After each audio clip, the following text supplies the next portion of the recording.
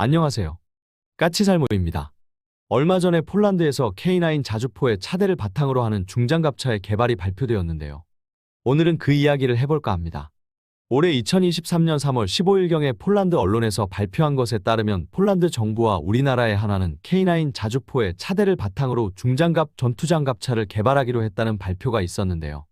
솔직히 말해서 말이 새로운 장갑차의 개발이지 이건 레드백입니다. 이게 좀 웃기지만 마치 홍길동이가 아버지를 아버지라고 부르지 못하는 것처럼 이 장갑차는 누가 봐도 레드백이지만 정작 레드백이라고는 부를 수 없는 장갑차죠. 당장 이 장갑차는 탑승하는 병력 숫자만 봐도 레드백임을 알 수 있는데요. 폴란드에서 개발한 보르숙 장갑차는 보병이 6명만 탑승하지만 이 장갑차는 폴란드 측 이야기에 의하면 8명에서 9명이 탑승합니다. 기존 보르숙 장갑차와 마찬가지의 기계화 보병 편제라면 이 중장갑차도 보병 탑승 인원이 보르숙과 마찬가지로 6명이 되어야 하지만 보병 탑승 인원이 8명에서 9명이 된다는 건 누가 봐도 레드백의 차체를 그대로 쓰기 때문이라고 봐야 합니다. 한마디로 말해서 말이 신규 개발이지 그냥 레드백을 판매하는 겁니다. 그럼 왜 레드백을 레드백이라고 말할 수 없는 일이 발생한 것일까요? 이건 뭐 전부터 이야기했지만 폴란드의 현 집권 세력인 안드레이 두다 대통령은 우리나라 장비 도입에 적극적이지만 폴란드의 야당 세력은 우리나라 장비 도입을 반대하기 때문이죠. 그래서 제가 얼마 전에 레드백 장갑차의 폴란드에 대한 수출이 힘들 거라고 이야기한 바도 있고요. 그러나 문제는 폴란드 자국 내에서 개발한 보르숙 장갑차는 25톤의 경장갑차이고 이 25톤의 경장갑차 모델도 공장 신설 등의 이유로 잘해야 2025년부터 생산됩니다. 그나마도 M1 전차와 합동으로 작전하는 40톤대로 장갑을 강화한 중장갑형 보르숙 모델은 아직 장갑제의 개발도 제대로 이루어지고 있지 않아서 그보다도 훨씬 나중에 개발될 것이라는 점이고 무엇보다도 25톤 장갑차에 추가 장갑을 장착해서 40톤대 중장갑차로 개발한다는 것 자체를 폴란드군에서 별로 신뢰하지 않고 있죠. 그럴 수밖에 없는 게 기존의 폴란드 방산업체들은 여러 종류의 장갑차를 개발했으나 전부 실패를 하고 그나마 보르숙에 와서야 구동계를 전부 수입에 의존하면서 겨우 개발에 성공했기에 폴란드군의 업체에 대한 불신이 엄청나게 크죠. 그래서 우리의 하나는 폴란드의 우리 레드백의 차체와 보르숙의 포탑을 결합한 모델을 폴란드에 제안을 하고 레드백을 폴란드 현지로 긴급히 보내서 운용 시연을 하기도 했습니다. 그러나 앞에서 말한 것처럼 레드백의 직접적인 수출은 폴란드 야당 세력에 의해서 반발이 크기에 현실적으로 이루어지기가 힘들었죠. 그래서 레드백의 신분 세탁이 필요해진 겁니다. 솔직히 이게 말이 공동개발이고 신규 개발이지 현실적으로 레드백에서 크게 바뀌는 건 거의 없을 겁니다. 왜냐하면 폴란드 입장에서는 이 중장갑차는 최대한 빨리 개발해야 하고 만일 레드백에서 조금이라도 설계를 변경하게 되면 그만큼 개발이 늦어질 수밖에는 없기 때문입니다. 그리고 더욱더 바꿀 이유도 없습니다. 우선 레드백의 구동계는 K9 자주포와 같기 때문에 폴란드에서 운용하는 K9 자주포와 크랩 자주포와 공동성이 강해서 폴란드 입장에서는 후속 군수 지원에 유리하기 때문에 굳이 바꿀 이유도 없습니다. 그래서 외형만 약간 바꾸는 선에서 내부는 거의 그대로 레드백의 설계를 사용할 건 너무 확실한 사실이죠. 한마디로 말해서 폴란드 야당과 국민들을 속이기 위한 눈 가리고 아웅하는 식인 거라고 볼 수 있을 겁니다. 그런데 여기서 아마 많은 분이 레드백은 많은 구성 요소가 우리나라 제품이 아니고 수입산이기 때문에 우리에게 큰 이익이 되지 못한다고 할 겁니다. 네, 그 말이 사실입니다. 그래서 한화는 국산화율을 대폭 높인 K-NIFV라는 새로운 장갑차의 개발을 희망하고 있지만 이번 폴란드의 중장갑차 개발에는 K-NIFV의 설계나 기술이 거의 사용되지 못할 겁니다. 왜냐하면 폴란드가 최대한 빠른 개발을 원하고 있기 때문에 레드백에서 크게 변경할 수 없기 때문입니다.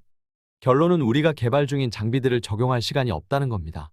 실제로 우리나라는 K-NIFV의 구성요소로서 장갑차용 지뢰 방어 접판으로 사용할 수 있는 한국형 MMC 장갑을 개발하고 있고 궤도도 중장갑차용 고무 궤도를 개발하고 있습니다.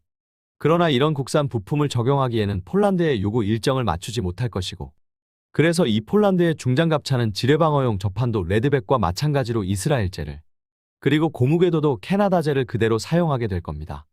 그럼 이리만 보면 이 사업은 우리에게 남는 게 별로 없는 빛 좋은 개살구 같은 사업이죠. 동력계는 독일제 엔진의 미국제 미션이고 지뢰 방어 접판과 방폭의자는 이스라엘산 거기에 고무 궤도는 캐나다제이고 포탑은 아예 보르숙 장갑차의 포탑이니 이것저것 다 떼고 나면 우리에게 뭐가 남느냐는 반문을 할 수도 있습니다. 솔직히 그게 사실이기도 하고요. 그런데 이번 사업에서 폴란드의 요구로 인해서 우리에게 아주 큰 이익이 생기는 부분이 있습니다.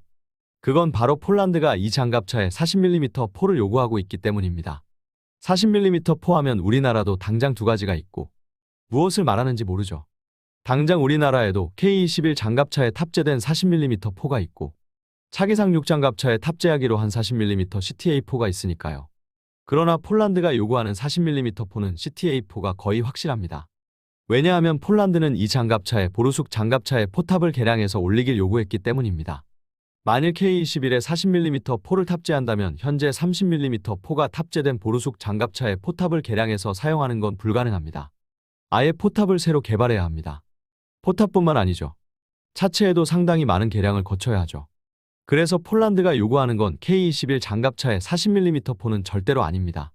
그럼 남는 건 40mm CTA4뿐입니다. 우리나라는 이미 오래전에 40mm CTA4의 개발은 끝냈고 현재는 이 포에 사용할 고폭탄을 개발 중이죠. 그런데 여기서 재미있는 점은 우리나라는 기존의 이 포의 연습탄과 날개 안정 철갑탄만을 개발해두고 있었다는 점입니다. 주력탄이라고 할 수 있는 고폭탄은 연구비가 부족해서 개발하지 않았습니다.